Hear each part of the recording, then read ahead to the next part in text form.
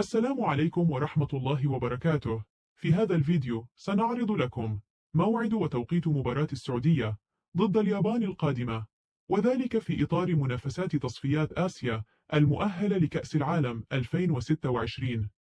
قبل أن نبدأ لا تنسوا الاشتراك في القناة والإعجاب بالفيديو لتصلكم آخر الأخبار والتحديثات. سيواجه المنتخب السعودي نظيره المنتخب الياباني في الجولة الثالثة من تصفيات آسيا المؤهلة لكأس العالم القادمة، وذلك يوم الخميس 10 من أكتوبر 2024 على ملعب مدينة الملك عبد الله الرياضية. ستنطلق المباراة في تمام الساعة 7 مساء بتوقيت تونس، الجزائر والمغرب، الساعة 8 مساء بتوقيت فرنسا، إسبانيا، إيطاليا، ليبيا والسودان، الساعة 9 مساء بتوقيت مصر، السعودية، العراق، الأردن، لبنان واليمن. سيتم نقل المباراة على قناة SSC الأولى الرياضية.